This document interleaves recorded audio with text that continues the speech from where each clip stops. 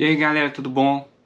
Voltando aqui para trocar ideia, já tem muito tempo que eu não faço vídeo, né? Conversando e tal sobre determinado assunto.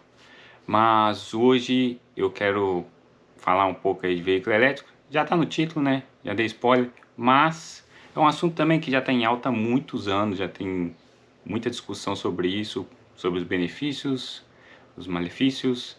Desde que a Tesla se consolidou, todas as grandes começaram a olhar para esse tipo de mercado. A Chicago Auto Show, todas as empresas trouxeram pelo menos um veículo elétrico, mesmo que não fosse 100% elétrico, era plug-in híbrido. Mas é um assunto de extrema importância. Esse final de semana foi aprovado aqui nos Estados Unidos um pacote de mais 300 bilhões de dólares para redução de emissões e controle climático. Isso afeta também as produtoras de veículos elétricos. As pequenas empresas, todo mundo está tentando criar alguma coisa para converter carro a combustão a carro elétrico, ou pequenas empresas também estão criando seus próprios pequenos veículos elétricos, scooters, pequenas motos, vários tipos de veículos elétricos. Então é um assunto que nesses últimos anos chamou muita atenção, mesmo na SEMA. Ano passado a gente cobriu a SEMA, a gente foi lá, tem muito vídeo, tem uma playlist enorme, se você quiser pode ir lá acompanhar. Mas tinha pessoas da Europa com seus próprios veículos, pequenos produtores, mas também tinha muita customização para carros clássicos, transformar eles em carro elétrico. E os estantes estavam lotados, então é um assunto que está muito importante hoje em dia, tem que ser discutido, querendo ou não. Tem gente que é contra, tem gente que é a favor. Vamos discutir um pouco aqui dos pontos favoráveis e dos não favoráveis, mas é importante discutir isso. E eu quero falar um pouquinho porque eu tive uma discussão em outro canal com uma pessoa que estava, mas carro elétrico no Brasil não tem, e eu não quero discutir coisa que não tem no meu país. Mas é importante prestar atenção no que está acontecendo nos outros países agora, porque o que vai acontecer, os problemas que vão acontecer nos Estados Unidos e na Europa, futuramente acontecerá no Brasil, caso não tenha uma preparação adequada. O que está acontecendo nos Estados Unidos hoje, por exemplo, é que a demanda por carro elétrico e a compra de carro elétrico, veículos elétricos em gerais, né, está muito maior do que as companhias elétricas conseguem fornecer ou melhorar as suas linhas. Hoje está tendo um risco aí de apagão, principalmente na Califórnia, onde se tem mais carro elétrico nos Estados Unidos, porque, querendo ou não, né, houve uma quantidade absurda de vendas de veículos elétricos lá e as companhias elétricas não conseguiram se adequar a tempo. No verão é muito quente, todo mundo usa o ar-condicionado e carros elétricos têm um consumo menor, mas não muito longe de um chuveiro. Então, se você tem uma residência que tem 2 carros elétricos que vão ficar carregando, já é se pensar o impacto que vai ter, né, na sua casa. Por exemplo, você tem que preparar a sua fiação para ter 2 chuveiros ligados durante 8 horas por dia. Isso gera um calor tremendo que você tem que estar preparado para isso, você tem que preparar sua casa para isso.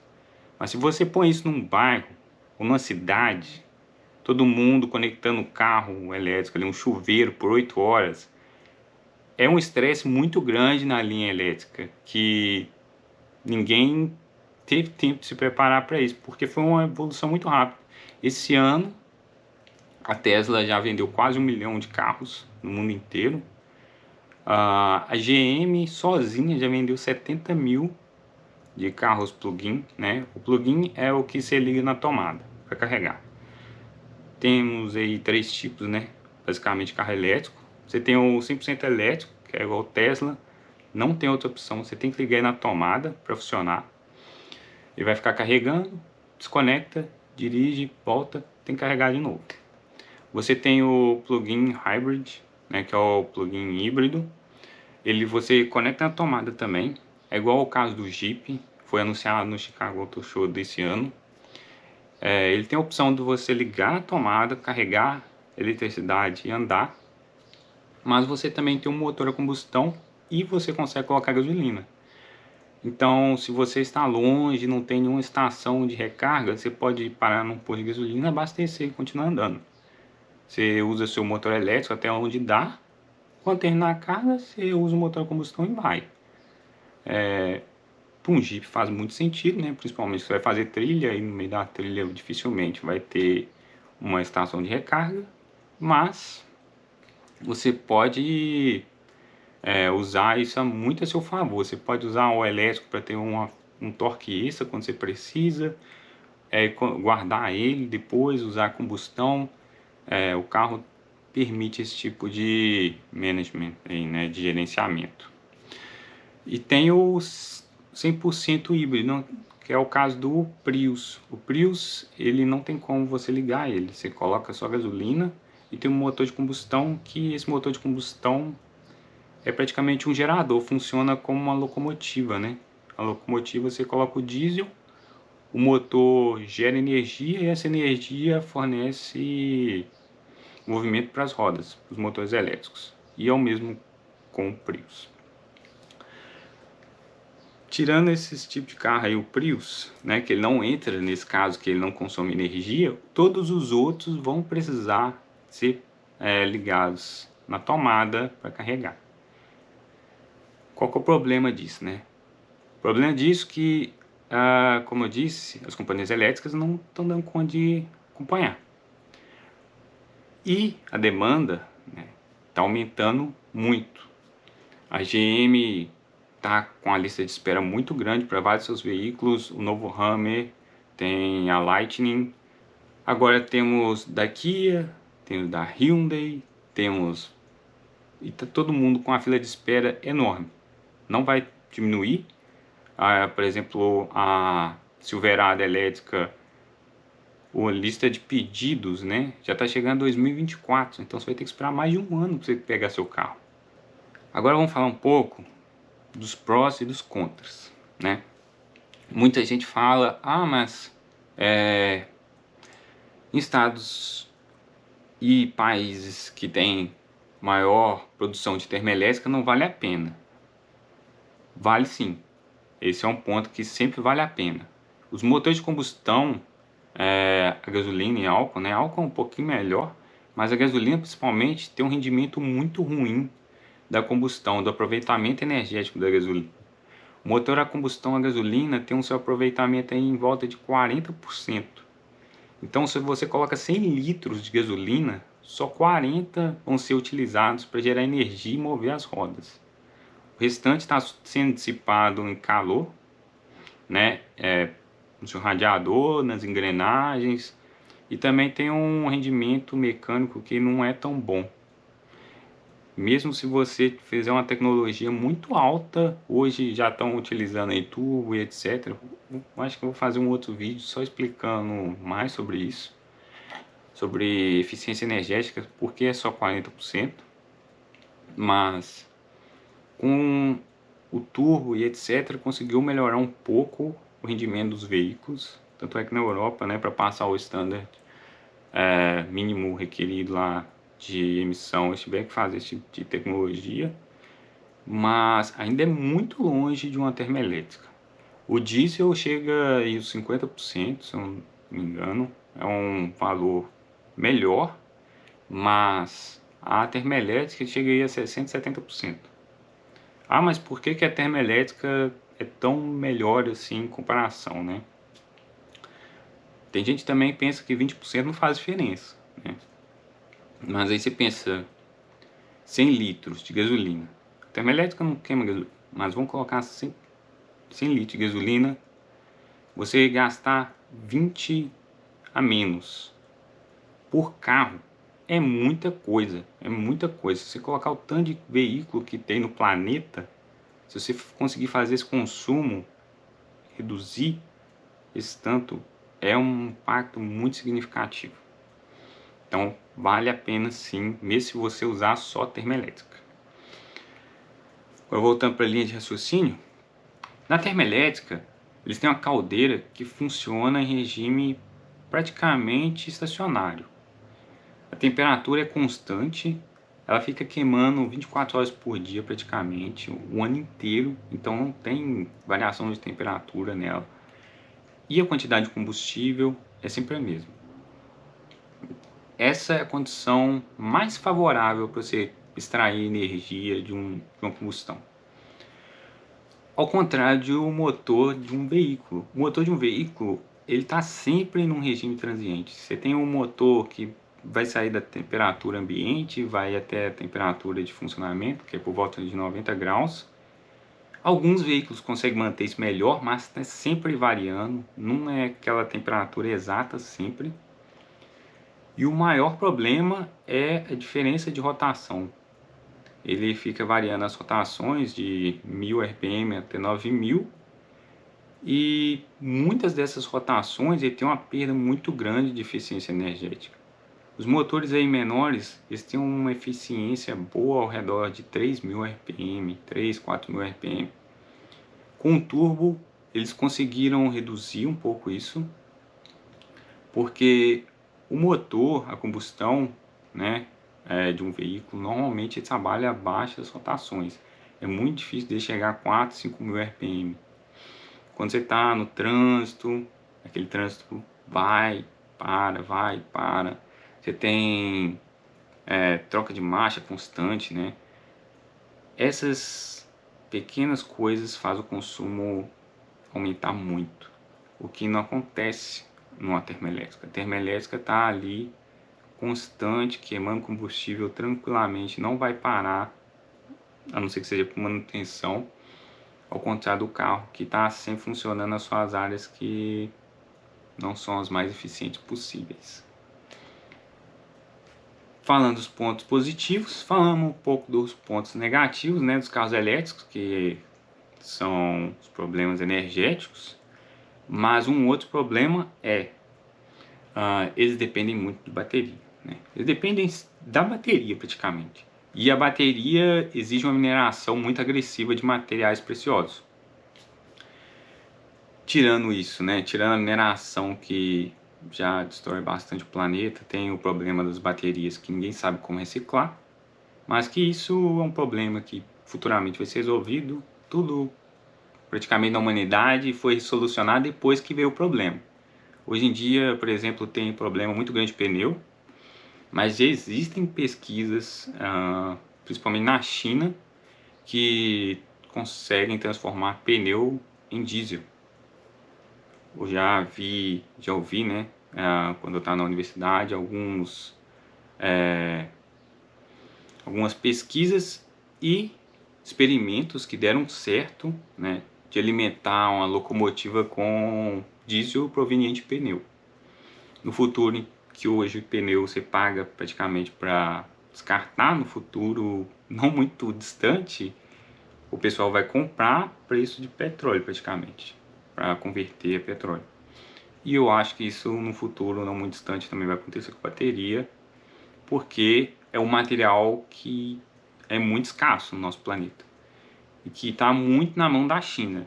A produção de bateria, esse tipo de tecnologia, está na mão da China, o que também é um ponto negativo, né? Porque o mundo inteiro fica na mão de um país só. As tensões entre os Estados Unidos e a China estão aumentando, porque a China quer pegar de volta Taiwan. Taiwan não quer voltar para a China. Os Estados Unidos estão a favor de Taiwan e as negociações não estão indo muito bem. Se por acaso a China falar, olha, nós não vamos exportar mais para os Estados Unidos, aí vira um caos.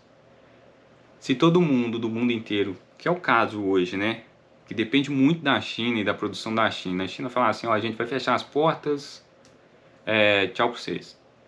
Aí todo mundo fica a mercê, tipo, o que fazer? Não tem o que fazer, né?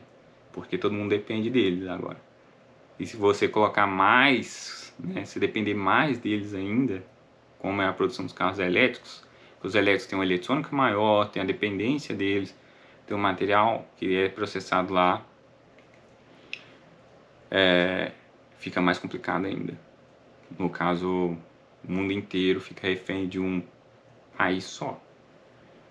Então, não tem um tratado hoje em dia com a China, falando que a China vai sempre estar aberta a esse tipo de coisa, vai estar sempre aberta a esse tipo de exportação e comércio. Não existe esse tipo de tratado. A China pode parar em qualquer momento, principalmente que a China agora está criando vários carros elétricos, né? Está vindo com uma competição muito forte.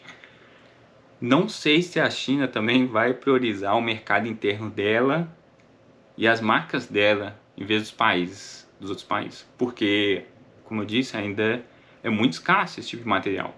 Tem muita discussão ainda necessária, né, sobre esse assunto, não é um assunto finalizado.